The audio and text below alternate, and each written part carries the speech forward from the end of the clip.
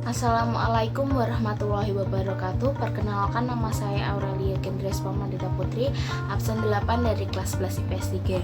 Di sini saya akan memenuhi tugas dari Pak saya, yaitu tugas tentang konflik dan kekerasan dengan cara penyelesaiannya. Di sini saya akan memilih tentang konflik dan cara penyelesaiannya. Sebelum masuk ke pembahasan saya akan membahas tentang konflik terlebih dahulu. Menurut sosiologis, konflik diartikan sebagai suatu proses sosial antara dua orang atau lebih, dan di antara keduanya berusaha menyingkirkan pihak lain dengan menghancurkan atau membuatnya tidak berdaya. Nah, di sini saya akan langsung masuk ke pembahasan tentang konflik yang sudah saya ambil. Konflik yang sudah saya ambil yaitu di sini saya akan mengambil konflik sampit. Nah, konflik sampit adalah pecahnya kerusuhan antar etnis di Indonesia berawal pada Februari 2001 dan berlangsung sepanjang tahun itu. Konflik ini dimulai di kota Sampit, Kalimantan Tengah, dan meluas ke seluruh provinsi termasuk ibu kota Palangkaraya. Konflik ini terjadi antara suku Dayak asli dan warga migran Madura dari Pulau Madura. Konflik tersebut pecah pada 18 Februari 2001 ketika dua warga Madura diserang oleh sejumlah warga Dayak. Konflik sampit mengakibatkan lebih dari 500 kematian dengan lebih dari 100.000 warga Madura kehilangan tempat tinggal. Banyak warga Madura yang juga ditemukan dipenggal kepalanya oleh suku Dayak. Nah, di sini saya akan masuk ke latar belakangnya. Konflik sampit tahun 2001 bukanlah insiden yang terisolasi, karena telah terjadi beberapa insiden sebelumnya antara warga Dayak dan warga Madura. Konflik besar terakhir terjadi antara Desember 1996 dan Januari 1997 yang mengakibatkan 600 korban tewas. Penduduk Madura pertama tiba di Kalimantan tahun 1930 di bawah program transmigrasi yang dicanangkan oleh pemerintah kolonial Belanda dan dilanjutkan oleh pemerintah Indonesia. Tahun 2000, transmigran membentuk 21% populasi Kalimantan Tengah.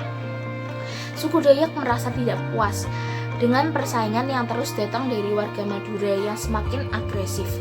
Hukum-hukum baru telah memungkinkan warga Madura memperoleh kontrol terhadap banyak industri komersial di provinsi ini seperti perkayuan, penambangan, dan perkebunan.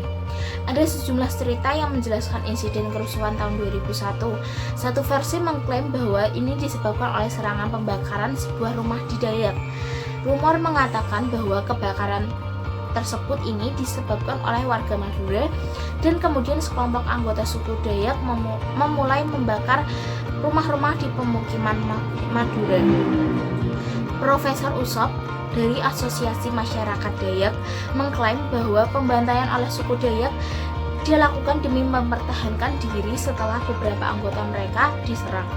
Selain itu juga dikatakan bahwa seorang warga Dayak disiksa dan dibunuh oleh sekelompok warga Madura setelah sengketa judi di desa Karangpangi pada 17 Desember tahun 2000.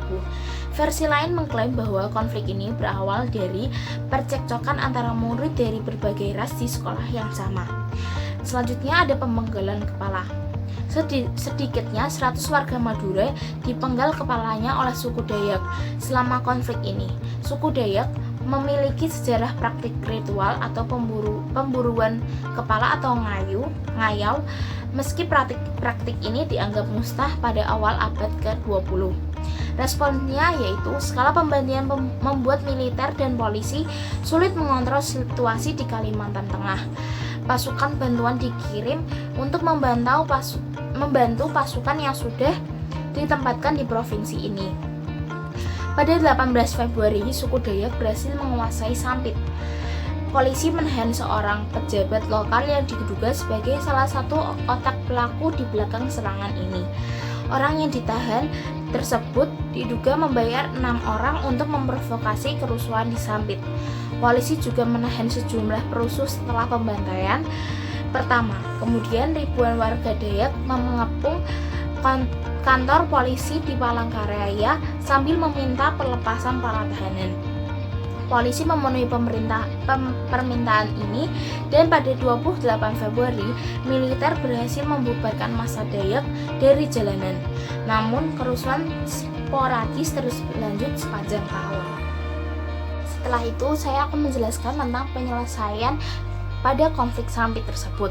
Pemerintah perlu segera merehabilitasi mental warga Dayak dan Madura untuk menyelesaikan kasus Sampit, Kalimantan Tengah. Untuk itu diperlukan figur-figur yang mempunyai kemampuan berkomunikasi dengan para tokoh adat Dayak atau Demang dan Madura. Di lain pihak, hak warga Madura atas tanah yang telah dilindungi harus dilindungi secara hukum. Nah, pemerintah itu belum melakukan langkah-langkah penyelesaian secara komprehensif dalam mengatasi pertikaian antar etnis yang makin melebar wilayah tersebut. Sebagaimana diberitakan, Mendagri melakukan perdamaian dua pihak yang berseteru. Akan tetapi masih ada suasana politis dalam penyelesaian kasus Sampit.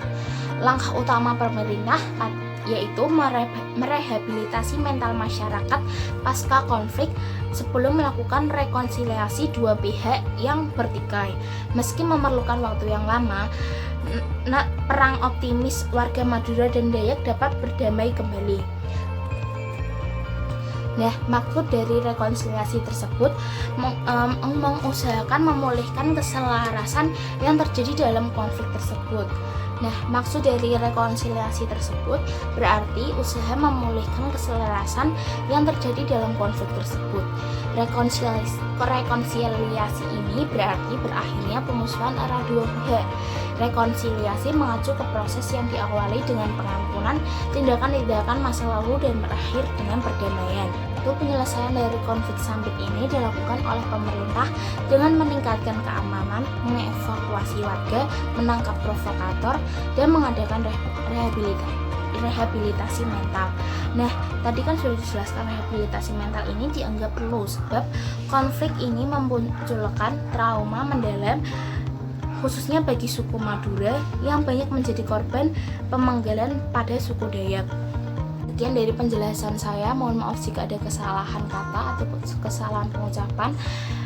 Terima kasih atas perhatiannya. Wassalamualaikum warahmatullahi wabarakatuh.